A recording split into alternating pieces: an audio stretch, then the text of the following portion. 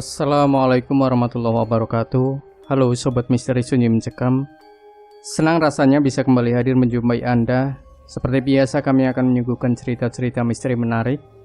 Dan kali ini kami sudah menyiapkan sebuah kisah misteri yang berjudul Diganggu Pocong, Penunggu Laboratorium. Sebuah kisah lama bahwa ruang laboratorium biologi sekolah ini merupakan tempat terangker. Desas-desus keanehan kerap menjadi perbincangan, entah kalangan guru, tenaga kependidikan, bahkan siswa. Dimulai dari penampakan bayangan di malam hari, alat-alat praktikum yang mendadak berjatuhan, hingga kasus kesurupan. Sampai ada kesurupan? Tanya Lutfi kepada Ervan setelah mendengar rumor tersebut. Iya, tapi sepertinya itu hanya mitos. Lutfi dan Ervan mendengar bel tanda belajar berakhir sambil menunggu siswa-siswi keluar ruangan setelah menyelesaikan pembelajaran di laboratorium biologi. Lutfi melihat jam tangan. Sudah pukul 5 saja, gumamnya pelan. Nah, kamu lembur kan? Aku pamit pulang dulu ya. Hehehe, ledek Ervan. Temannya tersebut adalah petugas laboratorium fisika dan lebih dulu pulang karena tugasnya telah selesai.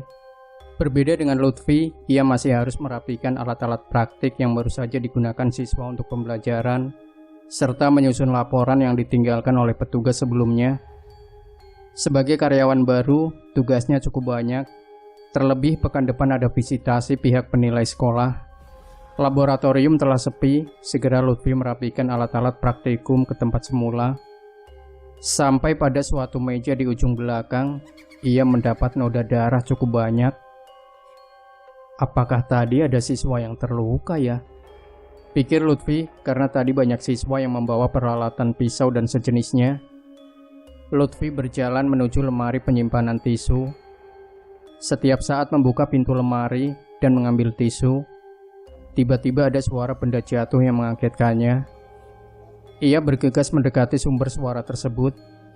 Tak disangka sebuah alat peraga organ tubuh manusia yang awalnya dipajang di atas lemari tempat penyimpanan jas praktikum pada tepi dinding belakang terjatuh. Benda tersebut mendarat di atas meja yang hendak dibersihkan oleh Lutfi. Bergegaslah merapikan alat peraga dengan tubuh manusia tersebut ke tempat semula, serta dipungut bagian-bagian yang tercecer oleh Lutfi. Ia merasa lega bahwa alat tersebut dan meja yang tertimpa tidak mengalami kerusakan. Tetapi mata Lutfi secara tidak sengaja mengarah pada bibir alat peraga itu. Terlihat bibir alat peraga organ tubuh manusia itu tertempel darah di atas meja. Ini boneka seperti menjilati darah. Lutfi merasa tergelitik dengan dugaannya. Mana mungkin ada alat peraga dengan tubuh manusia yang hidup menghisap darah manusia. Tetapi ia terkejut saat hendak membersihkan darah di atas meja. Percikan darah yang awalnya ada di atas papan meja telah lenyap tak bersisa, seperti diusap oleh sesuatu. Seketika ia kembali menatap wajah alat peraga tersebut, dan belum genap 6 detik, listrik mendadak padam. Mati listrik. Terkejut ia dengan keadaan gelap sambil mengambil gawai guna menyalakan lampu senter. Di saat menerangi beberapa sudut ruangan, Lutfi kembali melihat alat peraga organ manusia. Karena ingin membersihkan darah yang menempel di mulut benda itu. Kerut kepala Lutfi kembali kebingungan karena sudah tidak ada lagi bekas darah yang menempel. Bulu kuduknya mulai menegang saat melirik ke arah mata alat peraga tersebut. Dan sangat mengejutkan ketika bola mata alat peraga tersebut juga turut melihatnya. Hah? Setan! Setan! Berteriaklah Lutfi hingga terpental jatuh ke belakang, beserta gawainya ikut terserak di lantai. Ia langsung berlari keluar ruangan dengan keadaan gelap, tidak peduli meski badan tertabrak meja dan kursi. Seorang satpam yang sedang mengecek saklar mengetahui ada orang yang berlari, segera didekati dan ditenangkan Lutfi yang ketakutan. Ada setan, Pak, ada setan. Sabar, Mas. Tenang, Mas, tenang. Ini masih sore. Ujuk satpam tersebut untuk meredakan ketakutan Lutfi. Mending pulang dulu saja, Mas. Kembali dirinya menawarkan solusi. Nafas Lutfi yang tersengal-sengal perlahan dipaksanya untuk tenang. Ia merasa malu karena sebagai karyawan baru sudah bertingkah aneh di hadapan satpam.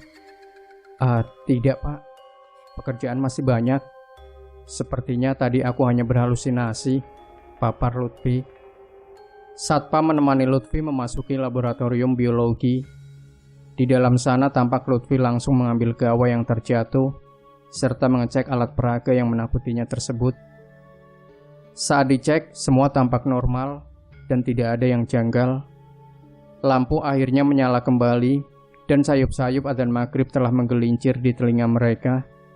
Sudah maghrib pak, bapak dapat kembali mengecek gedung lain, nanti keburu kemalaman. Maaf, tadi saya terkejut, terang Lutfi kepada satpam. Beneran nih mas, tidak apa-apa, saya temani saja. Iya pak, kasihan nanti pekerjaan bapak terhalang. Satpam mengangguk dan meninggalkan Lutfi sendirian di ruang laboratorium biologi. Pintu laboratorium lagi-lagi terbuka pelan. Mata Lutfi menoleh ke arah pintu. Terdapat tangan yang melambai seakan memanggil dirinya. Saat dipandangi dengan serius, ternyata tangan tersebut adalah kode dari satpam yang mengajaknya keluar dari ruangan itu. Kepala Lutfi mengangguk dan perlahan berdiri dari duduknya. Ia memberanikan diri melewati barisan sosok pocong-pocong yang masih duduk tertunduk. Saking takutnya, tangannya beberapa kali menyentuh tubuh pocong di sekelilingnya. Rasanya dingin dan mengerikan. Tiba-tiba, tangan salah satu pocong memegang kaki Lutfi. Sontak terjerembablah ia ke lantai. Kepanikan tak bisa lagi ditahan. Berteriaklah ia meminta tolong. Wajah seram salah satu pocong menatapnya tanpa ekspresi. Hah? Pocong, setan. Satpam yang mengetahui hal tersebut langsung memberanikan diri masuk ke laboratorium, lalu menarik Lutfi untuk segera melepaskan diri dari jeratan pocong. Wah, gila setan, pergi. Teriak satpam sambil menarik dan menendang tangan pocong, ternyata membawakan hasil. Dengan kekuatan yang tergesa-gesa, akhirnya mereka berhasil melepaskan diri dan berlari menuju pintu keluar. Lutfi dan satpam dengan napas tergopoh-gopoh telah sampai luar ruangan laboratorium. Berbalik badanlah mereka melihat ke dalam ruangan dari luar. Dan di saat yang bersamaan, pocong-pocong tersebut juga melihat mereka. Satpam yang merinding ketakutan langsung menutup pintu dan mengunci ruangan laboratorium tersebut. Pocong pak, ucapan Lutfi terbata-bata kepada satpam di sampingnya. Iya mas, aku juga lihat. Awalnya aku tadi mau ngecek dirimu di ruangan ini, tapi kok tiba-tiba ada penampakan itu. Setelah percakapan itu mereka pergi menjauhi laboratorium. Beranjaklah ke pos satpam dan menceritakan kepada rekan penjaga gedung sekolah yang lainnya. Ada yang tertawa dan tidak mempercayai hal tersebut. Ketika mereka ramai-ramai mengecek ruangan tersebut, semua nampak biasa dan sepi. Tidak ada penampakan apapun. Meski demikian, mata Lutfi terlihat terperanjat ketika melihat alat peraga organ manusia telah berpindah tempat dari atas lemari dan sudah ada tepat di depan pintu masuk ruang laboratorium. Seakan alat itu tengah menunggu kedatangan Lutfi.